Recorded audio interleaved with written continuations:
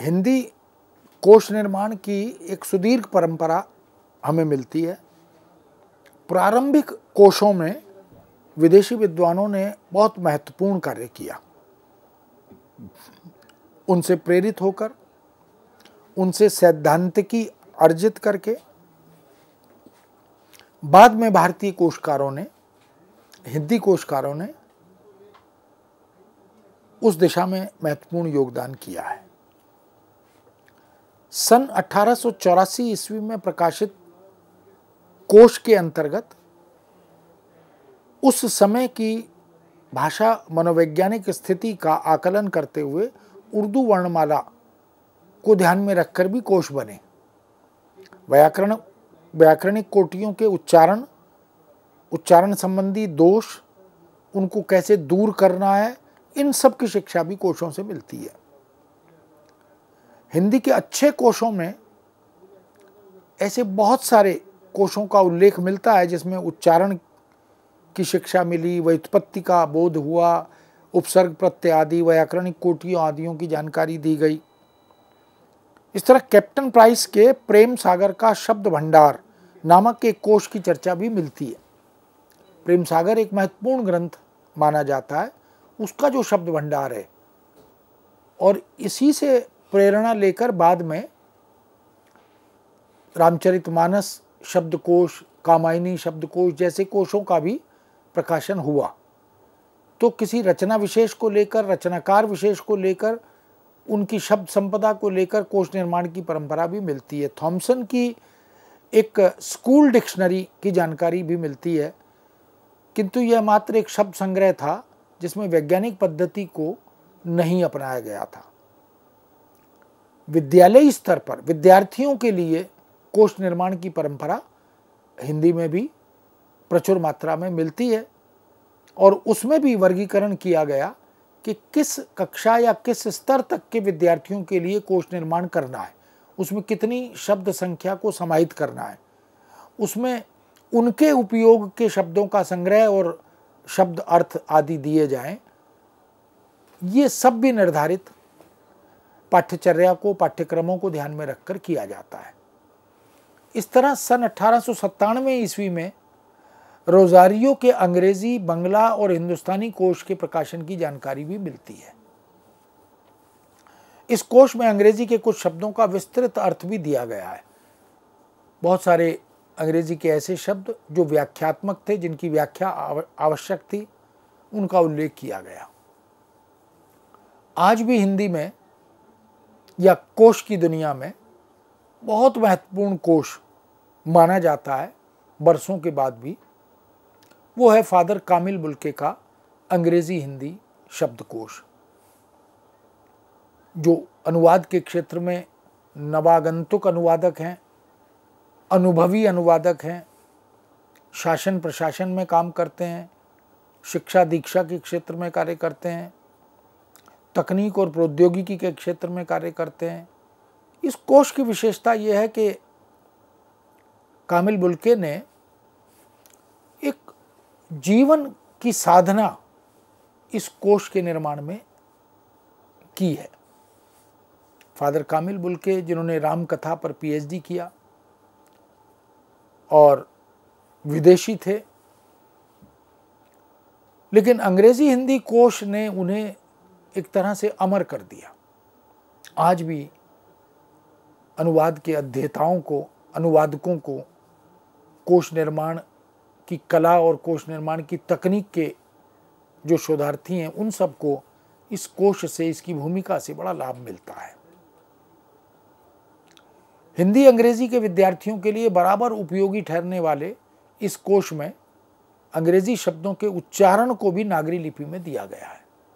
ये एक नई तरह का प्रयोग भी था और उपयोगी भी था।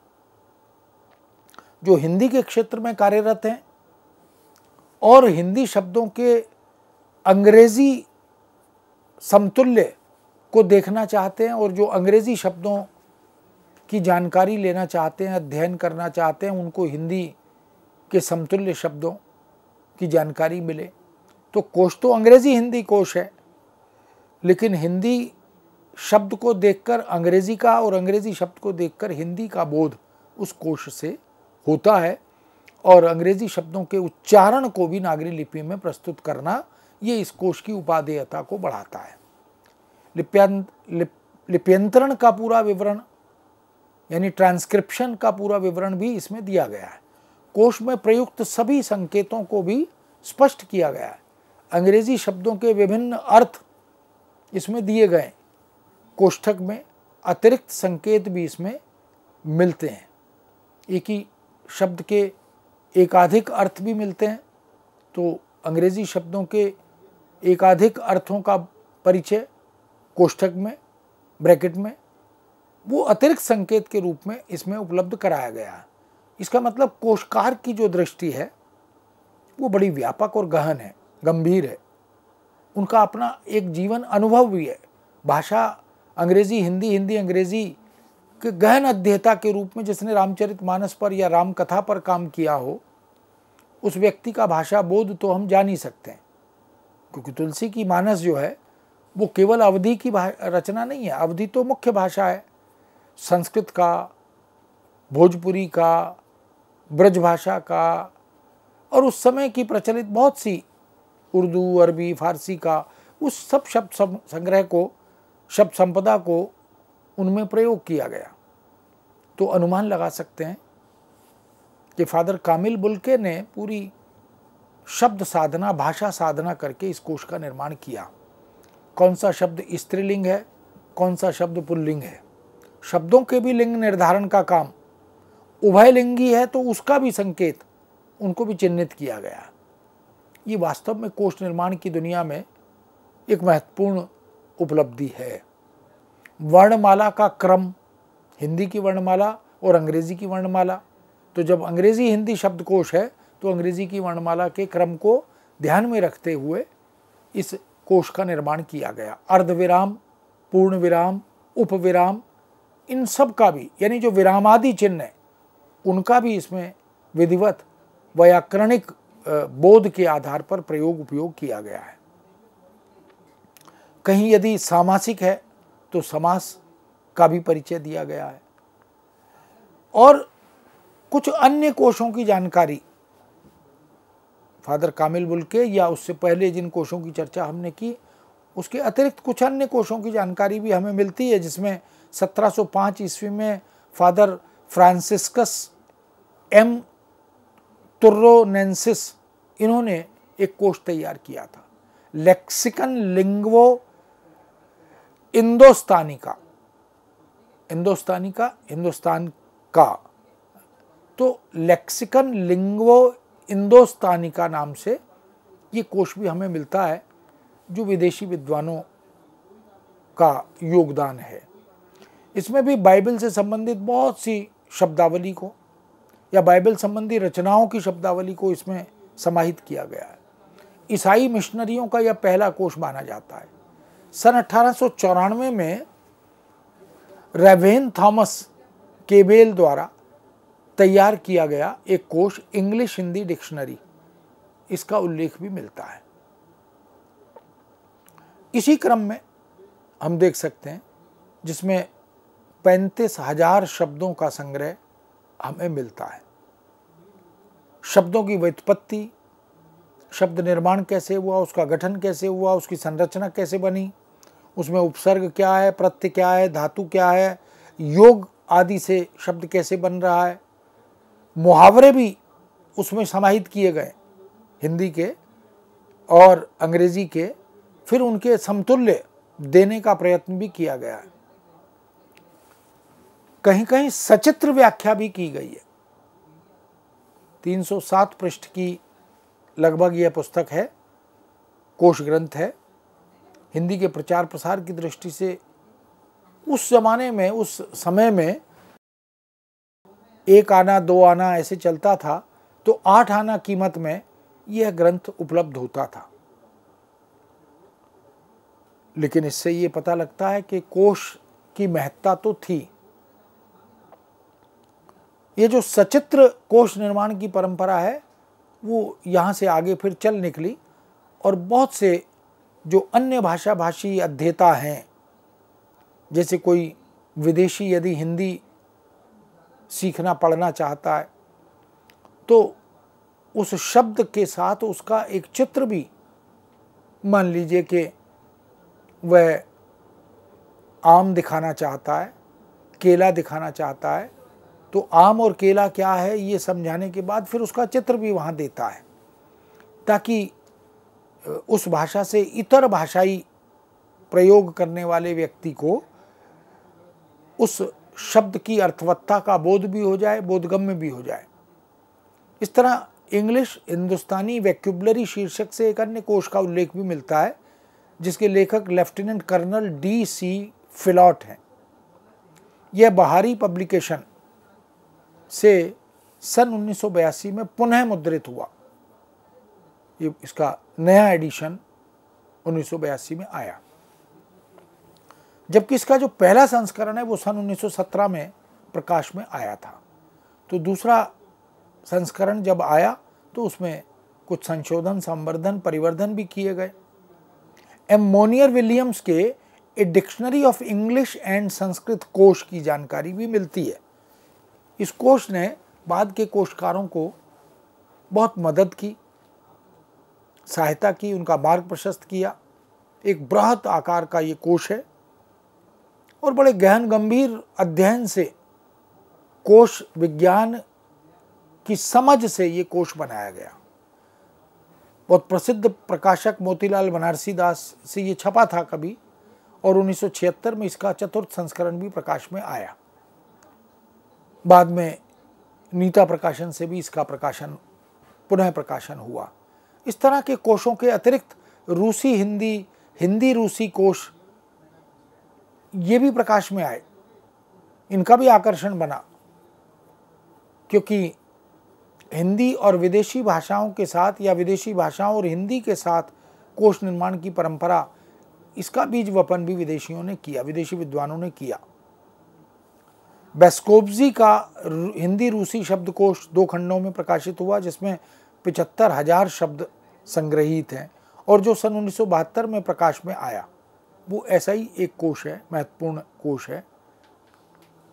इसके संकलनकर्ता के रूप में बरखुदा रोव व मा बेस्काबनी, ग अ जोग्राफ और ब पा लिप्रोवस्की थे। इसका मतलब है एकाधिक विद्वानों ने, भाषाविदों ने, कोशकारों ने इस दिशा में काम किया। साहित्यिक हिंदी के शब्द तथा पर्यायवाची शब्दों की बहुलता इसकी विशेषता है। साहित्य की रचनाओं से, अलग अलग विधाओं की रचनाओं से, उपन्यास, कहानी, नाटक, एकांकी, ये अगर उपलब्ध थे हिंदी में, अंग्रेजी में, तो वहाँ से शब्द लिए गए। और जो लिटरेरी टर्म्स जिनको कहते हैं, साहित्यिक शब्दावली, उनके पर्यायवाची भी इसमें समाहित किए गए। उपभाषाओं और बोलियों के शब्दों को भी इसमें समाहित किया गया। बहुत सी उपभाषाएं, हम जानते हैं कि उपभाषा से भाषा बनती है, भाषा से परिनिष्ठित भाषा बनती है, उपबोली से बोली, और बोलियों से फिर उसका भाषा में विकास हो जाता है। तो ऐसी बहुत सी उपभाषाएं, बहुत सी बोलियां, उनकी शब्द संपदा को भी इस कोश में समाहित किया गया, क्योंकि उनका प्रयोग साहित्यिक रचनाओं में प्रचुर मात्रा में हो रहा था। सन 1953 तक आते आते हिंदी रूसी शब्दकोश यह भी प्रकाशित हुआ, और इसके अतिरिक्त हिंदी रूसी और रूसी हिंदी पॉकेट डिक्शनरी की चर्चा भी मिलती है। आगे चलकर पॉकेट डिक्शनरी का भी प्रचलन तेजी से बढ़ा। जो विद्यार्थी, शिक्षार्थी, शोधार्थी अपने साथ डिक्शनरी या शब्दकोश रखना चाहते हैं, अपनी दैनिक चर्या का हिस्सा बनाकर उपयोग करना चाहते हैं, भाषार्जन के लिए शब्द संग्रह का बोध करना, अध्ययन करना अत्यंत आवश्यक होता है।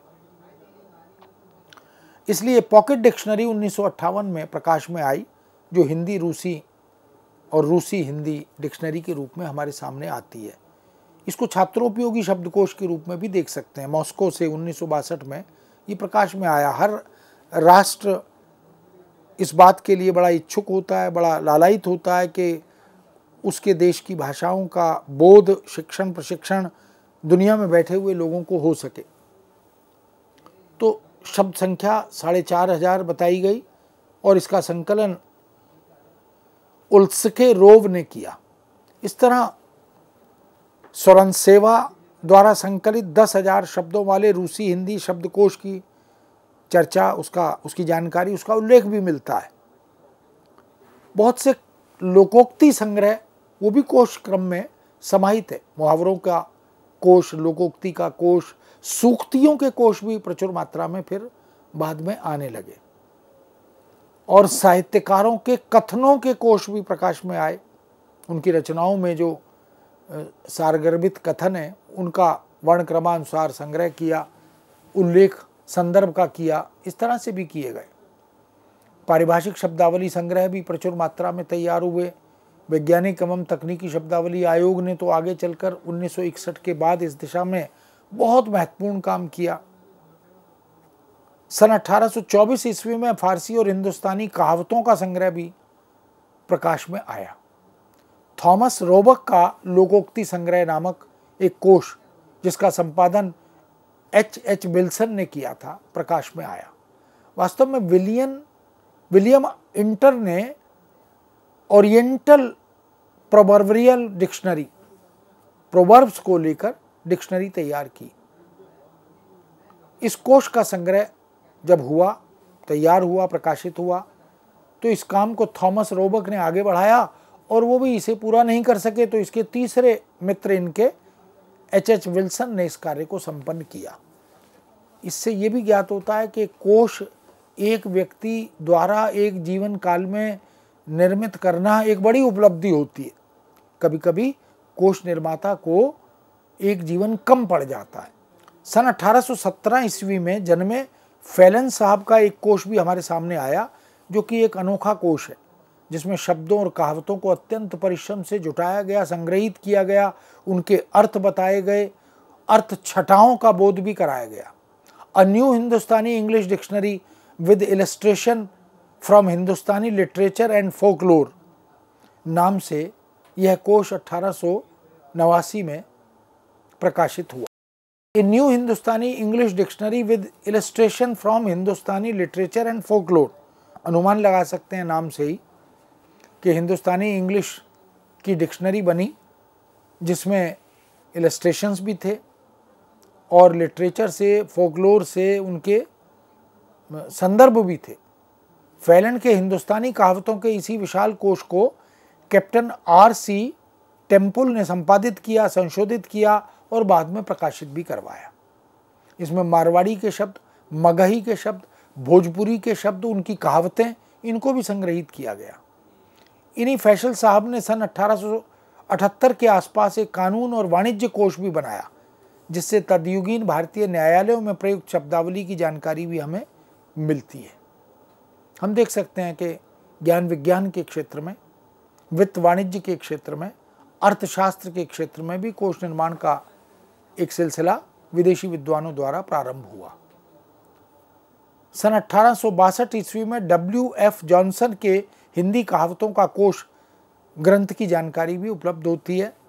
थॉमस रोबक के ही एक नाविक कोश की चर्चा भी मिलती है, जिसमें नौसेना से संबद्ध शब्दों का संग्रह और अर्थ आदि प्रस्तुत किया गया है। इससे यह भी पता लगता है कि ज्ञान विज्ञान के क्षेत्र में, तकनीक, उद्योग और प्रौद्योगिकी के क्षेत्र में विदेशी विद्वानों ने कोश निर्माण के कार्य में महत्वपूर्ण योगदान किया है। हिंदी के प्रसिद्ध भाषा वैज्ञानिक डॉक्टर भोलानाथ तिवारी, जो भाषा पत्रिका है केंद्रीय हिंदी निदेशालय की, 1967 के अंक में उन्होंने हिंदी कोशों की परंपरा शीर्षक से एक लेख लिखा था और हिंदी की बोलियों के प्रयोग पर उन्होंने कोश में बल दिया था।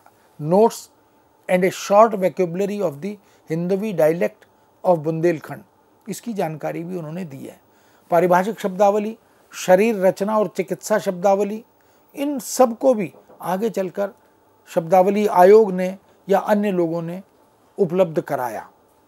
कलकत्ते से प्रकाशित 1825 के शब्द संग्रह को भी हम विस्मृत नहीं कर सकते।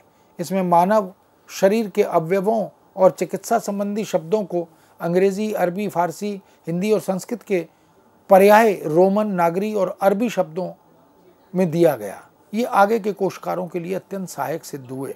इस तरह कह सकते हैं कि कतिपय विदेशी विद्वानों द्वारा तैयार किए गए अन्य कई कोश, इनका उल्लेख भी, उनकी जानकारी भी हमें मिलती है, किंतु यह निश्चित है कि अपनी बहुत सी सीमाओं के बाद भी आज के हिंदी कोश के भंडार की पृष्ठभूमि को सुदृढ़ और समृद्ध करने में इन कोशों और कोशकारों का, विदेशी विद्वानों का योगदान कभी भुलाया नहीं जा सकता। हिंदी के शब्द समूह को एकत्रित और व्यवस्थित कर वैज्ञानिक ढंग से क्रम देकर संग्रह तैयार करने वाले इन विदेशी विद्वानों के श्रम से हम कभी उऋण नहीं हो सकते। आज के आधुनिक, अत्याधुनिक, नव्यतम कोश विज्ञान का मार्ग यदि प्रशस्त किसी ने किया तो उनमें पूर्वज कोशकारों के रूप में इन विदेशी विद्वानों को याद किया जाता है।